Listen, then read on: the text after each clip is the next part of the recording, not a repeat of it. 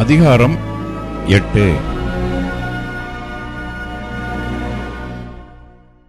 விக்கிரகங்களுக்கு படைக்கப்பட்டவைகளை குறித்த விஷயத்தில் நம் எல்லாருக்கும் அறிவு உண்டு என்று நமக்கு தெரியுமே.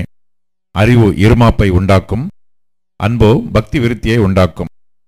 ஒருவன் தான் ஏதேனும் ஒன்றை அறிந்தவன் என்று எண்ணிக்கொள்வானானால் ஒன்றையும் அறிய வேண்டிய பிரகாரமாக அவன் இன்னும் அறியவில்லை. தேவனில் அன்பு கூறுகிறவன் எவனோ அவன் தேவனால் அறியப்பட்டிருக்கிறான். விக்கிரகங்களுக்கு படைக்கப்பட்டவைகளை புசிக்கிற விஷயத்தை பற்றி உலகத்திலே விக்கிரகமானது ஒன்றுமில்லை என்றும் ஒருவரே அன்றி வேறொரு தேவன் இல்லை என்றும் அறிந்திருக்கிறோம். வானத்திலேயும் பூமியிலேயும் தேவர்கள் எண்ணப்படுகிறவர்கள் உண்டு. இப்படி அநேக தேவர்களும் அநேக கர்த்தாக்களும் உண்டாயிருந்தாலும் பிதாவாகிய ஒரே தேவன் நமக்குண்டு. அவராலே சகலமும் உண்டாயிருக்கிறது. அவருக்கென்று நாமும் உண்டாயிருக்கிறோம். இயேசு கிறிஸ்து என்னும் ஒரே கர்த்தரும் நமக்குண்டு. அவர் மூலமாய் சகலமும் உண்டாயிருக்கிறது. அவர் மூலமாய் நாமும் உண்டாயிருக்கிறோம். ஆகிலும் இந்த அறிவு எல்லாரிடத்திலும் இல்லை. சிலர் இன்றைய வரைக்கும் விக்கிரகத்தை ஒரு பொருள் என்று எண்ணி விக்கிரகத்துக்கு படைக்கப்பட்டதை புசிக்கிறார்கள்.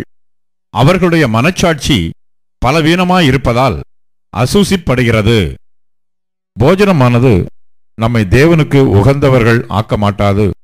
எண்ணத்தினால் எனில் புசிப்பதினால் நமக்கு ஒரு மேன்மையும் இல்லை, புசியாதிருப்பதினால் நமக்கு ஒரு குறைவும் இல்லை.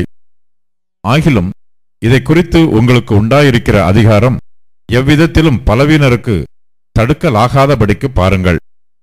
எப்படியெனில் அறிவுள்ளவனாகிய உன்னை விக்கிரக கோவிலிலே பந்தியிருக்க ஒருவன் கண்டால் பலவீனனாயிருக்கிற அவனுடைய மனச்சாட்சி விக்கிரகங்களுக்கு படைக்கப்பட்டவைகளை புசிப்பதற்கு துணிவு கொள்ளும் அல்லவா? பலவீனமுள்ள சகோதரன் உன் அறிவு நிமித்தம் கெட்டுப்போகலாமா? அவனுக்காக கிறிஸ்து மரித்தாரே. இப்படி சகோதரருக்கு விரோதமாய் பாவம் செய்து பலவீனமுள்ள அவர்களுடைய மனச்சாட்சியை புண்படுத்துகிறதுனாலே நீங்கள் கிறிஸ்துவுக்கு விரோதமாய் பாவம் செய்கிறீர்கள். ஆதலால் போஜனம் என் சகோதரனுக்கு இடரல் உண்டாக்கினால் நான் என் சகோதரனுக்கு இடரல் உண்டாக்காதபடிக்கு என்றைக்கும் மாம்சம் புசியாதிருப்பேன்.